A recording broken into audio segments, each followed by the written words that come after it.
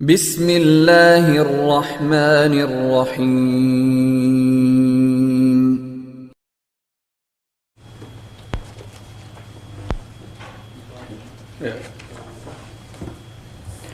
میرا سوال یہ ہے کہ اگر ایک شخص حدیث کا منکر ہے تو مسیح موعود کے دعوے کی صداقت قرآن کی روشنی میں کیسے ثابت کی جا سکتی ہے؟ اس سوال کے دو پہلو ہیں۔ اگر حدیث کا منکر ہے تو قرآن کا 100% قائل بھی نہ رہا، پہلا تو یہ مسئلہ ہے، اس کو تو پہلے قرآن کا قائل کرنا ضروری ہے، ان معنوں میں کہ وہ جو حدیث تو روشنی ڈالنے والی قرآن کی آیات ہیں اور حدیث کی ضرورت کو ثابت کرتی ہیں، ان کو سمجھے بغیر بات مکمل نہیں ہو سکتی۔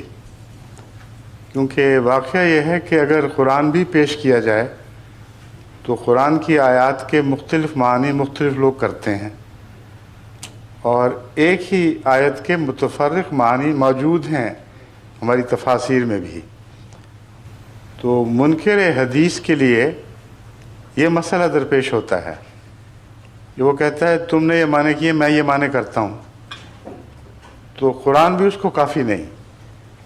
جو قرآن اور حدیث کو الگ کر دے وہ بد نصیب ہے، کیونکہ قرآن کریم نے خود یہ فرمایا ہے کہ ایسا شخص جو خدا اور رسول کے درمیان فرق کرتا ہے وہ ایمانداروں میں سے نہیں ہے۔ اب سوال یہ ہے وہ کون فرق کرنے والا ہے؟ مثلا قرآن کریم فرماتا ہے کہ جو تمہیں اللہ اور رسول کی اطاعت کرو۔ اللہ کی اطاعت تو سمجھ آ گئی، قرآن اللہ کا کلام ہے۔ رسول کی اطاعت پھر کیا چیز ہے؟ اگر حدیث کا کوئی وجود نہیں، اگر سنت کو کوئی اختیار نہیں ہے، تو پھر وہ اطاعت جو رسول کی اطاعت ہے وہ کیا چیز ہے؟ کیوں خدا تعالیٰ فصیح و بلیغ کلام میں بے زائد الفاظ استعمال کرتا ہے کہ یہ کافی تھا اللہ کی اطاعت کرو؟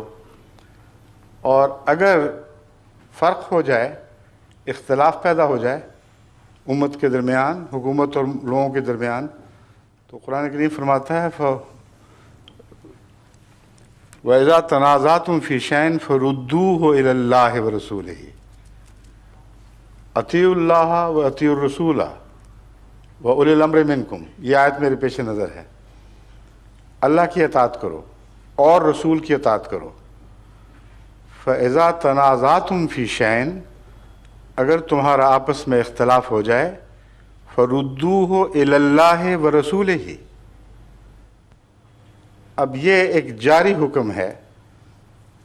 یہ مراد تو نہیں تھی کہ صرف رسول اللہ صلی اللہ علیہ وسلم کی زندگی میں اختلاف ہو تو پھر رسول اللہ کی خدمت میں پیش کرو، یعنی قرآن صرف اس زمانے کے لیے محدود ہو گیا اور آئندہ کے تنازعات کا کوئی حل نہ پیش کیا، یہ نتیجہ نکلے گا نا اس کا۔ تو لیکن اگر بات کے تنازعات پیش نظر ہیں تو اللہ کی اطاعت تو قرآن سے مل جائے گی، رسول کے سامنے کیسے جھگڑا پیش کرو گے؟ اس لیے بنیادی بحث سے بات ہونی چاہیے، ورنہ ہم جتنی چاہیں دلیلیں قرآن سے نکالتے رہیں، اہل قرآن یہ کہتا رہے گا کہ نہیں میں اس کا قائل نہیں، میں اس کا یہ مطلب سمجھتا ہوں۔ اگر حدیث تائید کر دے اور انسان دلیل کے ساتھ حدیث کا قائل ہو تو اس کے لیے پھر نکلنے کی راہ کوئی نہیں رہتی۔ اس لیے ہر شخص کو اس کے عقل، اس کے حالات کے مطابق پہلے سمجھانا ضروری ہے، ورنہ پھر اس سے بات کرنا بیکار ہے۔ میرا تجربہ ہے اہل قرآن سے یہی کہ لاکھ دلیلیں قرآن سے پیش کرو، وہ کہتے نہیں ہم اس کا یہ مطلب سمجھتے ہیں، اور کوئی بھی ایسا نہیں ہے جس کی ہم بات مانیں قرآن کے مطلب کے طور پر۔ تو قرآن جس کو وہ وجہ اتفاق بتاتے ہیں، عملاً اس کو وجہ اختلاف بنا لیتے ہیں۔ اس لیے روحانی اتھارٹی کا آنا اس لیے بھی ضروری ہے۔ امام مہدی کا تصور یہ معنی بھی رکھتا ہے کہ جب قوم میں اختلاف پیدا ہو جائیں گے تو جو اللہ سے ہدایت پائے گا وہ اس بات کا مختار ہوگا خدا کی طرف سے کہ اختلافات کا بیچ میں فیصلہ کرے۔ یہی وجہ ہے کہ احادیث میں منکرین حدیث کو فی الحال چھوڑیے، آپ تو منکر حدیث معلوم نہیں ہوتے، احادیث میں واضح طور پر مسیح کے متعلق بھی اور مہدی کے متعلق بھی حکماً عدلاً کے الفاظ استعمال ہوئے ہیں۔ وہ کیوں آئیں گے؟ وہ ان کے اختلافات کے بیچ میں عدالت کی کرسی میں بیٹھیں گے، وہ فیصلے کریں گے کہ کون قرآن کی روح سے سچا ہے، کون قرآن کی روح سے غلط ہے، کون حدیث کی روح سے سچا ہے، کون حدیث کی روح سے غلط ہے۔ بس قرآن کا نام رکھ کر وہ بظاہر یہ کہتے ہیں کہ اتفاق کی بنیاد قرآن پر ہے، حدیثیں چھوڑ دو تم اکٹھے ہو جاؤ گے، اور جب قرآن پر آتے ہیں بغیر حدیث کے تو کسی آیت کے مطلب پر بھی وہ اکٹھے نہیں ہوتے۔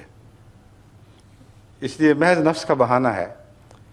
اور کیا رسول اللہ صلی اللہ علیہ وسلم کا فیض وہیں تک محدود تھا جس زمانے تک آپ اس دنیا میں رہے؟ قیامت تک کا رسول ہونے کا مطلب پھر کیا رہا؟